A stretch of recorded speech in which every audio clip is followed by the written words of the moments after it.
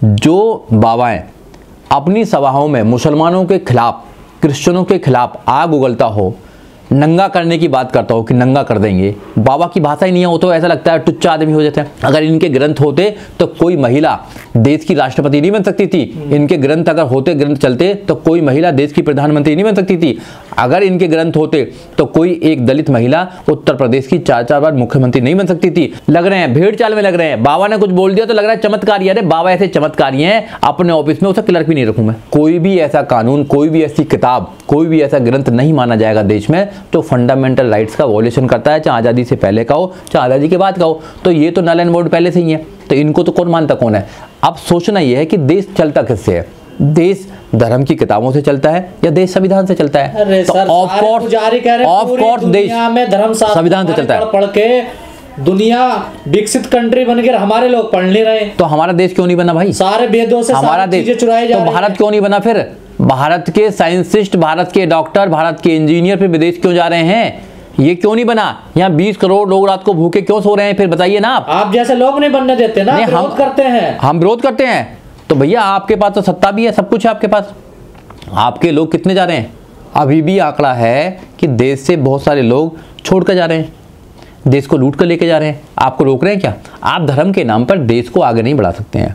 आपको देश के लोगों को कुछ देना पड़ेगा, एजुकेशन देनी पड़ेगी, रोजगार देना पड़ेगा, उनको न्याय देना पड़ेगा, उनको अच्छा माहौल देना पड़ेगा, भाईचारा देना पड़ेगा। संविधान की जो आत्मा है, जो संविधान का एक प्रियम्बल है, उसमें देखें आप जस्टिस, सोशली, इकोनॉमिक, पॉलिटिकली देना पड़ेगा। जोड़ता है ना, तो धर्म भी जरूरी है। तो ये तो तोड़ने का काम कर लें ना। जो बाबाएं अपनी सभाओं में मुसलमानों के खिलाफ, क्रिश्चियनों के खिलाफ आग उगलता हो, नंगा करने की बात करता हो कि नंगा कर देंगे, बाबा की भाषा ही नहीं है, वो तो ऐसा लगता है टुच्चा आदमी हो जाते हैं, गली के टुच्चे होते हैं ना, ऐसी भाषा करते हैं तो अनपढ़ता दिखाई देती है।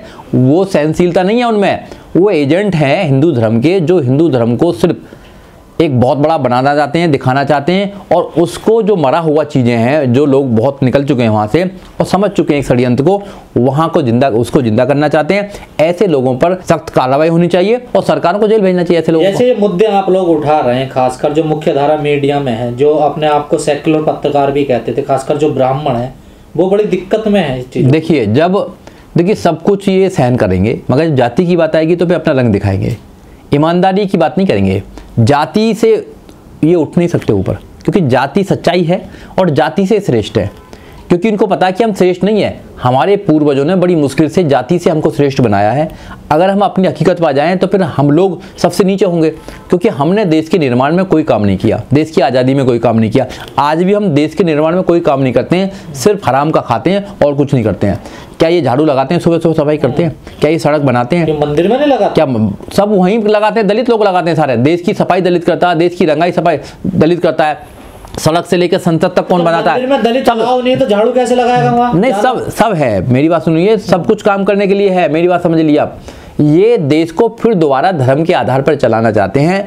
मैं आपके चैनल के माध्यम से लोगों को कहना चाहता हूं कि एक तो वो जमाना था जब धर्म के आधार पर आपको शुद्ध माना गया इस देश की ज़्यादातर जनसंख्या को, और एक आज का ज़माना है कि जिस ज़माने में सबको पढ़ने लिखने का अधिकार है, सबको सब कुछ बनने का अधिकार है। इनके ग्रंथों में लिखा गया ढोल गवार शुद्ध पशु नारी, ये सब तारण के अधिकारी। और एक ग्रंथ जो है संविधान है, उसमें लिखा हुआ है कि सबको, जब महिला हो, सबको बराबर का अधिकार है। अगर इनके ग्रंथ होते तो कोई महिला देश की राष्ट्रपति नहीं बन सकती थी। इनके ग्रंथ अगर होते, ग्रंथ चलते, तो कोई महिला देश की प्रधानमंत्री नहीं बन सकती थी। अगर इनके ग्रंथ होते तो कोई एक दलित महिला उत्तर प्रदेश की 4 बार मुख्यमंत्री नहीं बन सकती थी। इनके ग्रंथ होते तो कोई महिला देश की चीफ जस्टिस नहीं बन सकती थी। अरे ग्रंथों के अर्थ गलत निकाल लेना, अर्थ निकाले तो इनके ग्रंथ अगर अच्छे थे तो बाबा साहब डॉक्टर अम्बेडकर ने देश में संविधान दे दिया। संविधान चल रहा है, ग्रंथों से देश नहीं चल रहा है। तो ग्रंथों की बात तो करो ही मत मेरे सामने।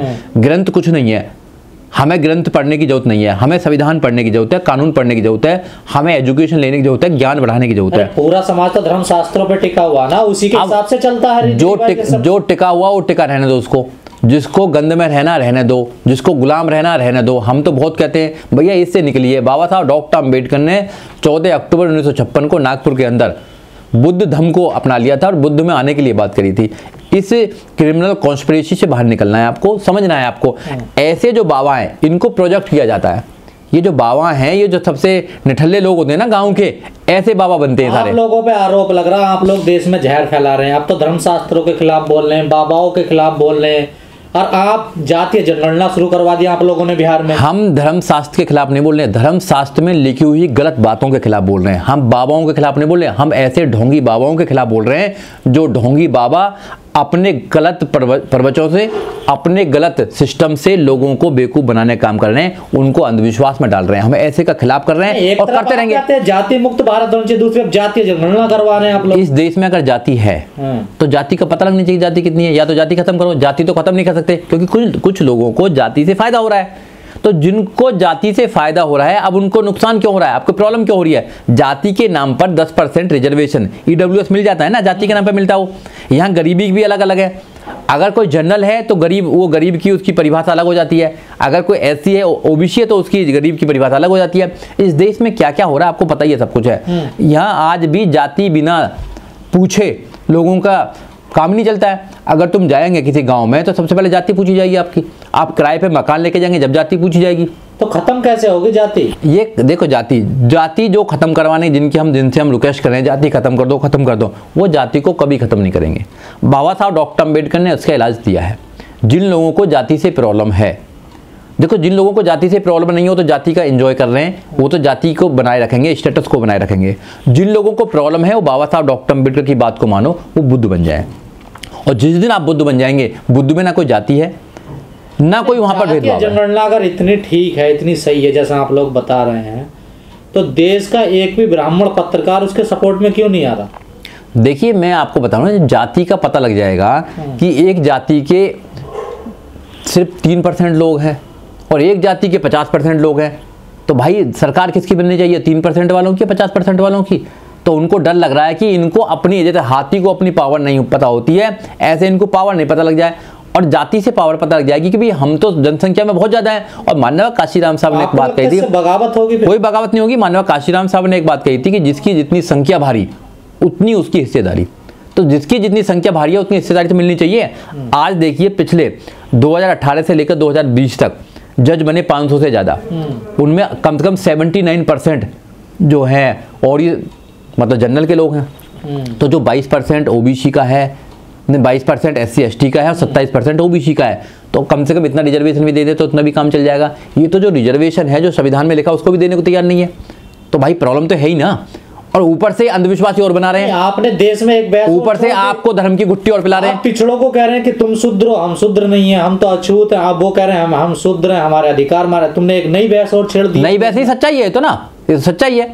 आपने देखा ना, जो वर्ग बांट रखे हैं, ब्राह्मण, क्षत्रिय, वैश्य, शूद्र है ना, तो अति शूद्र कहाँ है? उसमें तो अति शूद्र तो है ही नहीं। हम तो भैया उस व्यवस्था से अलग की वो है, अलग है, बिल्कुल है, अनटचेबल है हम तो हमको तो टच भी नहीं किया जा सकता। पिछले नेता इसलिए बयान दे रहे हैं क्या? बिल्कुल देंगे, उनको जागरूक हो रहे हैं ना, पता लग रहा है ना कि उनको भी कितने दिन से ठगा जा रहा है। भाई उनको धर्म की गुट्टी पिलाई जा रही है।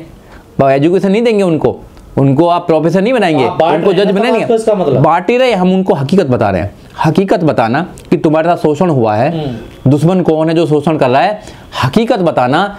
कोई बांटना नहीं होता है, सच्चाई को सच्चाई कहना ये बांटना नहीं होता है। सच्चाई को सच्चाई कहना अच्छा होता है। और इस देश में यही तो अफसोस है कि सच्चाई को सच्चाई कहने वाले लोग नहीं है। लोग सब लग रहे हैं, भेड़ चाल में लग रहे हैं। बाबा ने कुछ बोल दिया तो लग रहा है चमत्कारी। अरे बाबा ऐसे चमत्कारी हैं, अपने ऑफिस में उसे क्लर्क भी नहीं रखूं मैं ऐसे बाबाओं को। समझ लो बात को, जो 12वीं पढ़ा लिखा बाबा है वो तुम्हारा भविष्य बता रहा, अपना भविष्य बता ना। पूरी दुनिया में डंका बज रहा, अपना बात कर रहे हैं। देखिए, ऐसे डंका भी आसाराम बापू का बज रहा था। बलात्कारी निकला ना, जेल गया ना गया। राम रहीम का निकला था, जेल गया ना गया। पर ये चमत्कारी है, ये समझिए सर। चमत्कारी वो भी लोग थे, ऐसे कोई बाबा चमत्कारी नहीं होता। ये कोई चमत्कार नहीं कर रहा है बाबा, ये ढोंग कर रहा है। और ये एजेंट है एक प्रकार से। किसका एजेंट है? ये है बीजेपी और आरएसएस का एजेंट है। क्यों एजेंट मैं बोल रहा हूँ इसको? इसलिए एजेंट बोल रहा हूँ क्योंकि जितने भी बीजेपी के नेता हैं वो सारे लोग जाते हैं इनके यहाँ पर, सारे लोग जाते हैं। और सारे लोग जब जाकर उसको प्रमोट करने का काम करते हैं, उसको रक्षा करने का काम करते हैं, उसको वो एक संरक्षण दे रहे हैं।